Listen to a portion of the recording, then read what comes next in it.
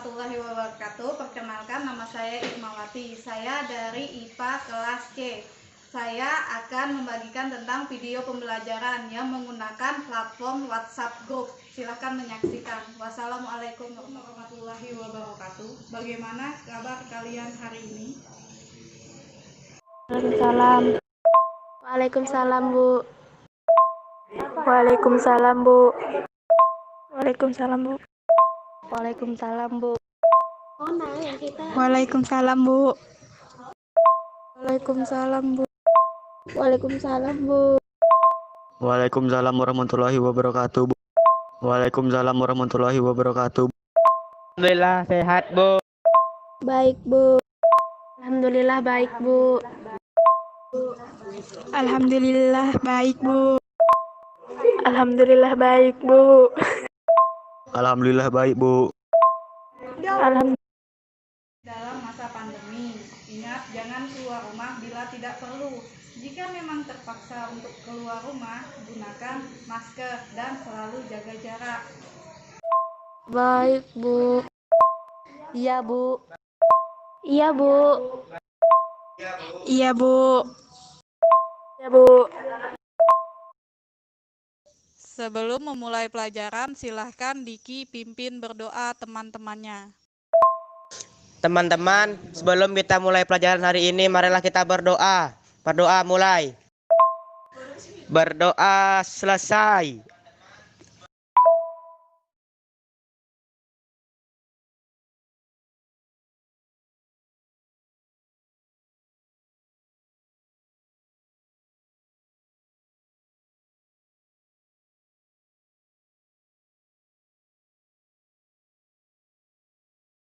Masih ingatkah kalian materi tentang minggu lalu? Materi apa saja? Masih, Bu, tentang zat adiktif. Terima kasih, Nia. Apa itu zat adiktif?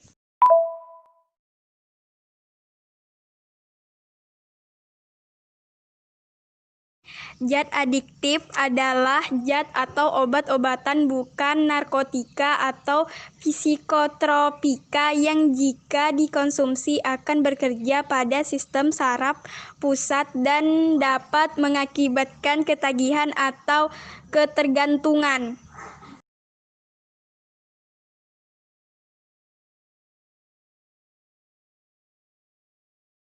Terima kasih, Maisha, jawabannya. Zat adiktif apabila kita konsumsi di dalam tubuh, bagaimana caranya efeknya sampai ke sistem saraf? Diedarkan apa?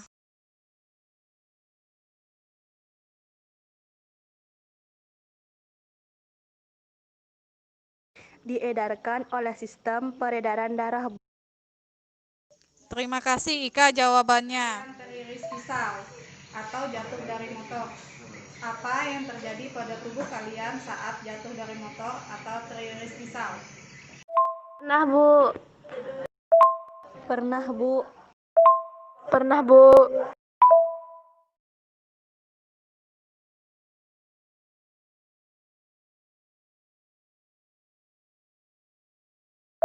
Luka dan berdarah, Bu. Luka dan berdarah, Bu. Luka dan berdarah, Bu. Luka dan berdarah, Bu. Apa yang kalian lakukan jika kalian mengalami luka atau berdarah? Mengobatinya, Bu.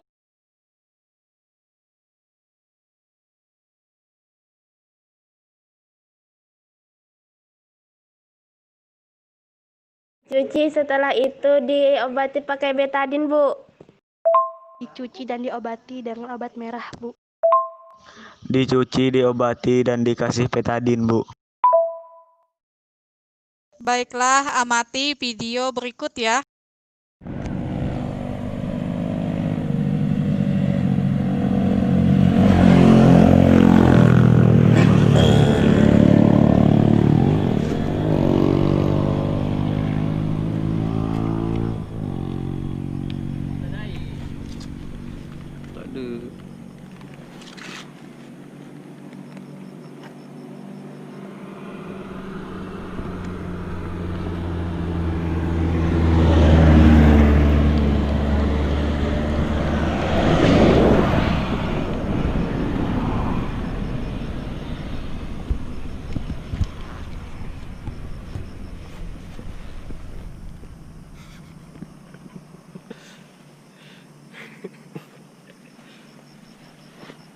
Okey.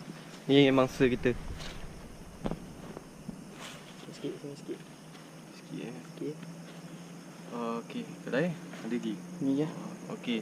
So hari ni 21 2018. Januari. Okey, Afiq cerita sikit apa yang berlaku. Ya, jalan kat belakang ni macam lupa lah. Telefon ni lagi panjang kan. Lepas tu jalan ni macam ada bukit sikit, terlebih break. Tak payah lari lah. Permulaan 2018 yang tak berapa bagus. Tapi motor okey, alhamdulillah, cuma calar-calar tukar footrest settle. Tapi kita kat mana ni? Kelawang. Lokasi tak bagi tahu, Kelawang Okey, so bersadar kepada member yang lain. Cakap apa? Niat datang sini tu biar betul. Ini pakai guard tau, ni pad pecah. Jap aku tunjuk.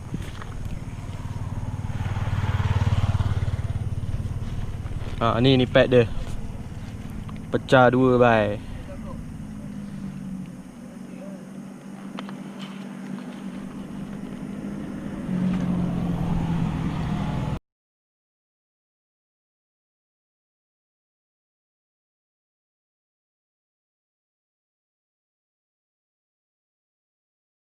Iya, Bu. Baiklah, apakah kalian sudah mengamati video tersebut? Jika sudah, ada yang ingin kalian tanyakan? Bagaimana jika luka orang tersebut dibiarkan dan tidak diobati? Terima kasih pertanyaannya untuk Siva, dan materi ini sangat bermanfaat dalam kehidupan sehari-hari untuk dipelajari sehingga kalian tahu bagaimana cara merawat tubuh yang sedang terluka. Kita kali ini yang pertama, melalui studi literasi dan tayangan gambar, peserta didik dapat mengidentifikasi komponen penyusun darah dengan benar. Yang kedua, melalui studi literasi dan diskusi DWAG, peserta didik dapat mendeskripsikan karakteristik komponen penyusun darah yang meliputi plasma darah dan sel darah yang benar. Yang ketiga, melalui studi literasi, peserta didik dapat menjelaskan fungsi darah dengan benar. Yang keempat, melalui studi literasi dan diskusi di WhatsApp Group, peserta didik dapat mengidentifikasi golongan darah manusia dengan benar. Yang kelima, melalui studi literasi dan diskusi di WhatsApp Group, peserta didik dapat mempresentasikan laporan hasil pengamatan komponen darah dan fungsinya dengan benar. Terakhir, melalui studi literasi dan diskusi di WhatsApp Group, peserta didik dapat mempresentasikan laporan hasil pengamatan komponen darah dan fungsinya dengan benar. Baiklah, perhatikan gambar berikut ya.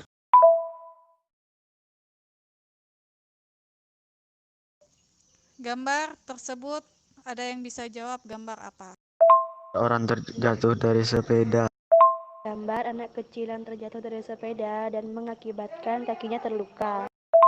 Gambar orang terjatuh dari sepeda. Gambar anak jatuh dari sepeda, Bu.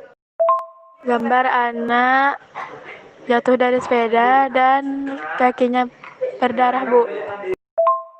Anak jatuh dari sepeda, kakinya berdarah. Apa warna darah? Merah, Bu. Kenapa darah berwarna merah? Tahu, Bu.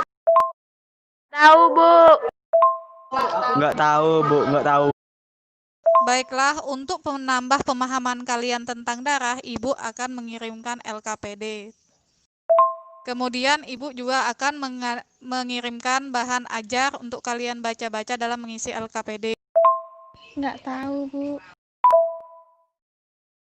Silahkan kalian berdiskusi dengan teman kalian melalui WhatsApp Group untuk menjawab LKPD. Iya, Bu. Baik, Bu. Baik, Bu. Iya, Bu. Baik.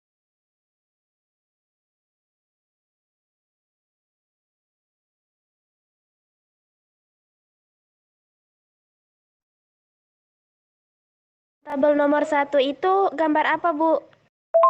Tabel nomor 1 adalah gambar tabel komponen darah.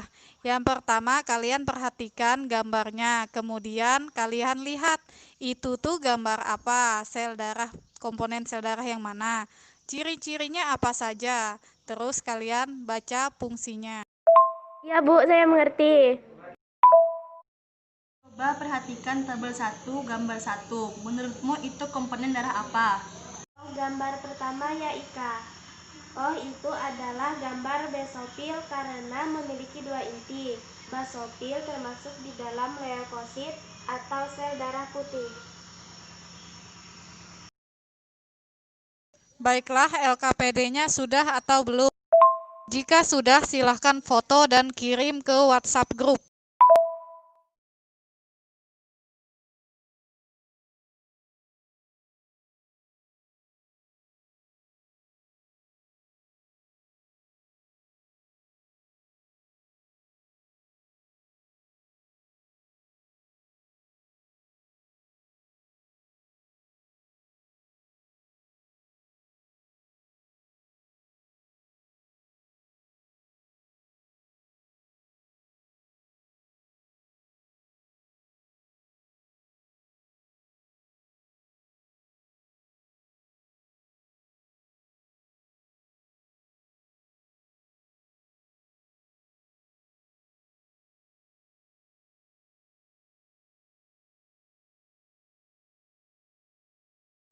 Terima kasih anak-anak. Silahkan yang mau membacakan nomor 1.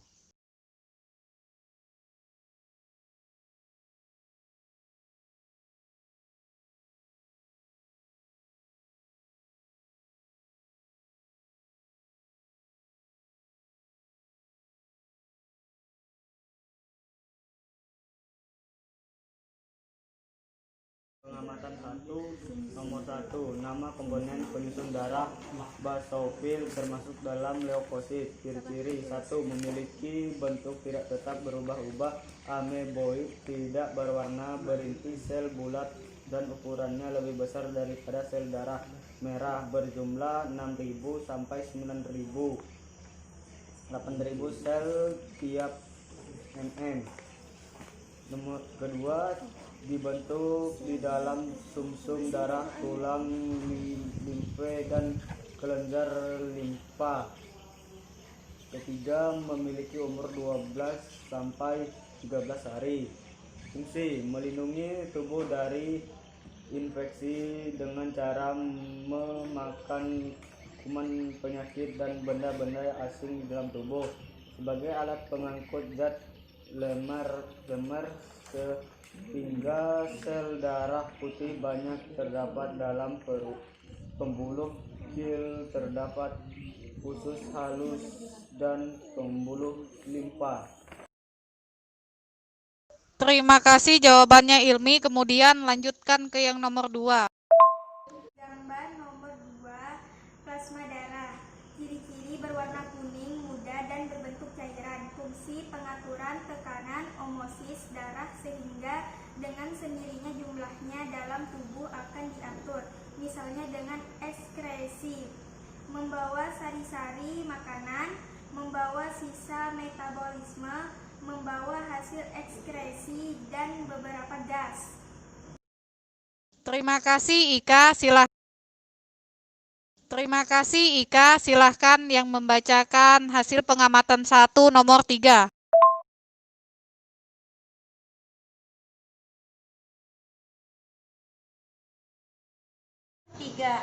Sel darah merah eritrosit. Ciri-ciri memiliki bentuk bulat, pipih, cekung, birokrat, dibagikan tengah, tidak beritik, berjumlah 4-5 juta tiap mm, dibuat dalam sumsum merah tulang pipi, sedangkan pada bayi di dalam hati. Berwarna merah disebabkan oleh hemoglobin yang berfungsi untuk meningkat O2, memiliki umur 120 hari. Fungsi mengedar oksigen. Terima kasih Dara. Silahkan dilanjut yang ingin membacakan hasil diskusinya pada nomor 4. Gambar nomor 4 adalah keping darah trombosit. Ciri-cirinya memiliki bentuk tak beraturan, tak berinti, dan mudah pecah. Berjumlah 2000 sampai 4000 tiap milimeter. Dibuat di dalam sumsum tulang belakang. Fungsinya berperan dalam pembekuan darah pada luka. Terima kasih Irwan. Selanjutnya, siapa yang ingin membacakan diskusinya? Diskusi dari kelompok 3 adalah darah manusia terdiri dari dua komponen penyusun, yaitu plasma darah dan sel darah. Plasma darah merupakan cairan berwarna kuning muda dan terdiri dari serum. Plasma darah memiliki fungsi untuk mengedarkan sari-sari makanan dan sisa metabolisme. Sel darah merupakan sel-sel hidup di mana tiap bagian dari sel-sel darah merah memiliki bentuk dan fungsi yang berbeda. Sel darah terdiri dari sel darah merah, sel darah putih, dan keping darah. Sel darah merah atau biasa disebut eritrosit memiliki warna merah. Hal ini dikarenakan sel darah merah tersusun dari hemoglobin. Sel darah merah terbentuk di sumsum merah tulang pipih, sedangkan pada bayi, sel darah merah terbentuk di hati. Sel darah merah memiliki fungsi untuk mengikat O2. Sel darah putih dengan nama lain leukosit memiliki fungsi sebagai alat pertahanan tubuh. Sel darah putih dibentuk dalam sumsum merah tulang, limfe, dan kelenjar limfe. Penyusun sel darah terakhir adalah keping darah atau trombosit yang berfungsi dalam proses pembekuan darah. Keping darah dibuat di dalam sumsum tulang belakang. Terima kasih Ika. Silahkan yang ingin membacakan hasil pengamatan 2. Pengamatan 2. Transfusi darah merupakan proses penambahan darah dari seseorang kepada orang lain yang kekurangan darah akibat kecelakaan atau operasi. Orang yang memberikan atau menyumbangkan darah disebut donor, sedangkan orang yang menerima darah disebut recipient. Bagaimana bila seseorang yang bergolongan darah A mendonorkan darahnya untuk orang yang bergolongan darah B? Orang yang akan menerima darah tersebut bergolongan darah B memiliki agglutinogen A. Agglutinogen A ini tidak sesuai dengan agglutinin A pada resipien. Apabila darah golongan A dicampur dengan golongan B, maka dapat terjadi ketidakcocokan, sehingga dapat terjadi penggumpalan darah. Terima kasih Nabila. Silahkan yang ingin membacakan kesimpulannya. Saya Nur Asifa dari kelompok 3 akan membacakan kesimpulan. Darah terdiri dari plasma darah dan sel darah. Plasma darah merupakan cairan berwarna kuning dan berfungsi untuk mengedarkan sari makanan. Sel darah tersusun atas sel darah merah yang berwarna merah dan berfungsi untuk mengangkut oksigen. Sel darah putih yang tidak berwarna dan berfungsi untuk membunuh bibit penyakit. Dan keping darah atau trombosit yang berbentuk tidak berataran dan berfungsi untuk pembekuan darah. Golongan darah manusia terdiri dari golongan darah A, B, AB, dan O. Golongan darah O merupakan donor universal karena dapat mendonorkan darah ke golongan darah yang lain, baik golongan darah A, B, maupun O, sedangkan AB adalah resipien universal karena dapat menerima transfusi darah dari golongan manapun. Baiklah, terima kasih anak-anak atas jawabannya. Ibu akan memberikan kalian link video tentang komponen darah.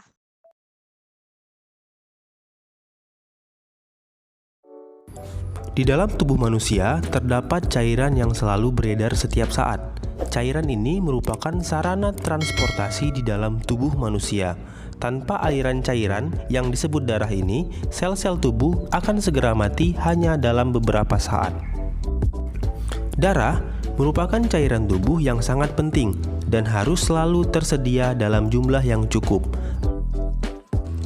Adapun fungsi darah yang penting antara lain sebagai pembawa zat-zat makanan dari sistem pencernaan ke seluruh tubuh, mengangkut oksigen dari paru-paru ke seluruh sel tubuh, mengangkut sisa metabolisme misalnya karbon dioksida dari seluruh tubuh ke organ-organ ekskresi misalnya paru-paru, mengangkut hormon dari kelenjar hormon ke organ sasaran, memelihara keseimbangan cairan tubuh, mempertahankan tubuh dari serangan mikroorganisme atau zat asing yang dijalankan oleh sel-sel darah putih atau leukosit, dan memelihara suhu tubuh pada kondisi normal yaitu sekitar 37 derajat Celcius.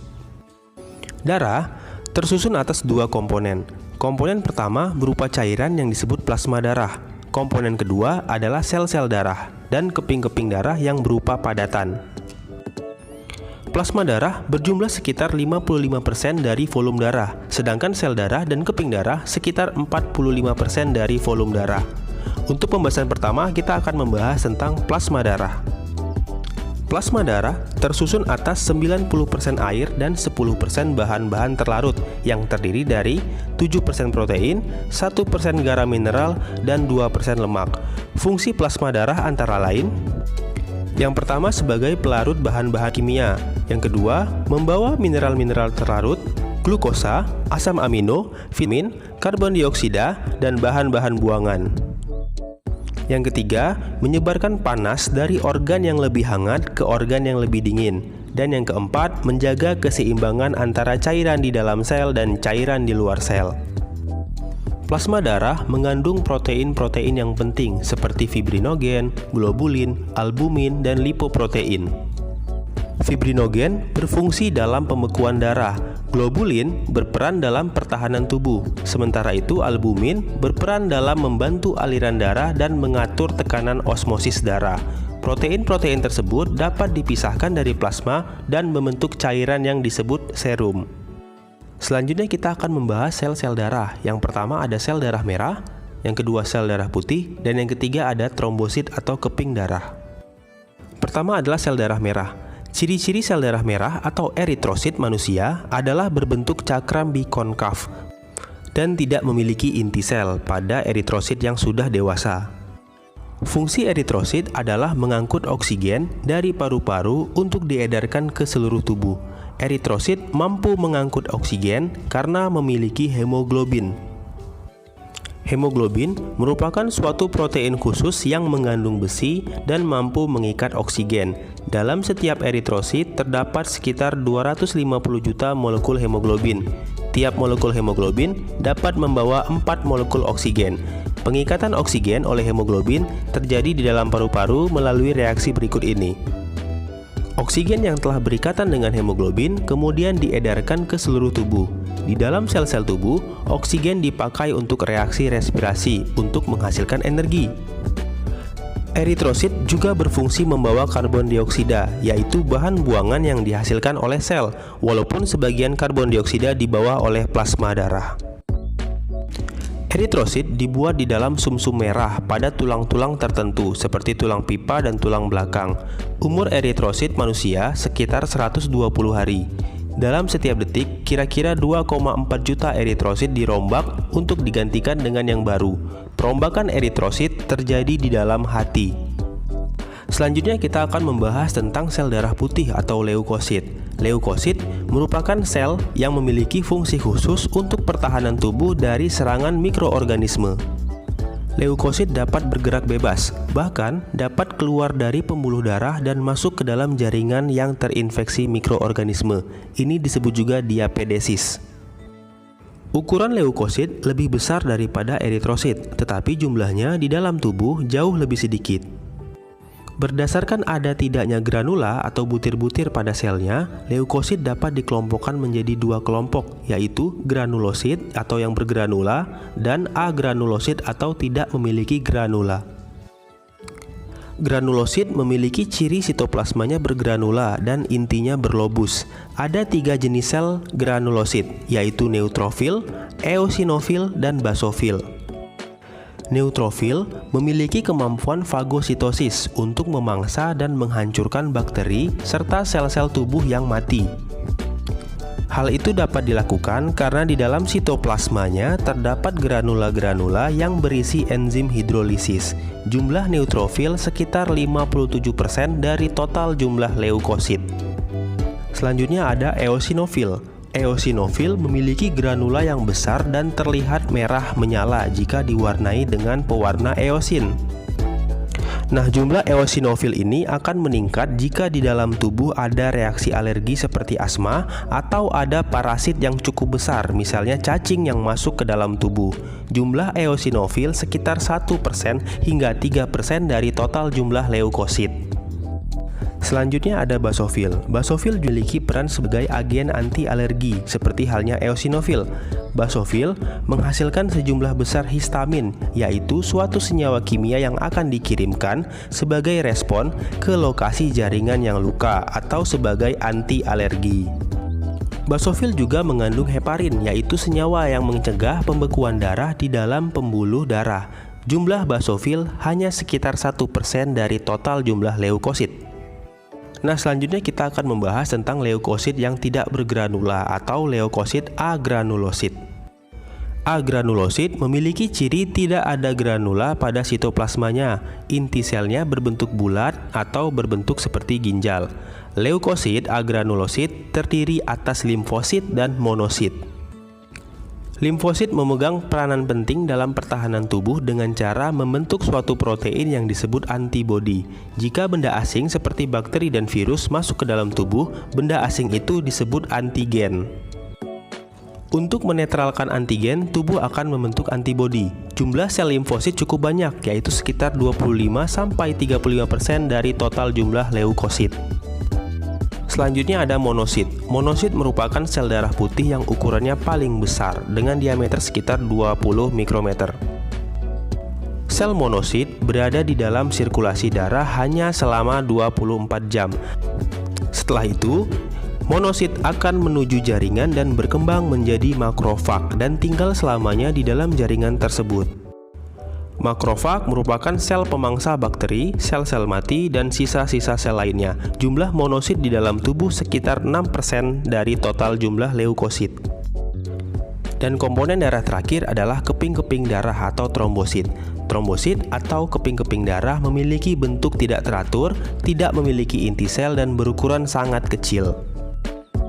Trombosit berperan dalam proses pembekuan darah apabila terjadi luka pada pembuluh darah. Trombosit beredar di dalam darah dan dibentuk oleh sel-sel besar yang ada di sumsum tulang. Berikut adalah mekanisme pembekuan darah. Saat pembuluh darah terluka atau terpotong, darah akan keluar. Trombosit akan pecah dan membebaskan enzim trombokinase. Enzim ini akan mengubah protrombin menjadi trombin dengan bantuan ion kalsium dan vitamin K. Trombin yang terbentuk selanjutnya akan mengubah fibrinogen menjadi benang-benang fibrin yang akan menutup luka sehingga pendarahan dapat dihentikan. Sekian pembahasan kita kali ini tentang komponen darah. Sampai jumpa di pembahasan selanjutnya. Terima kasih.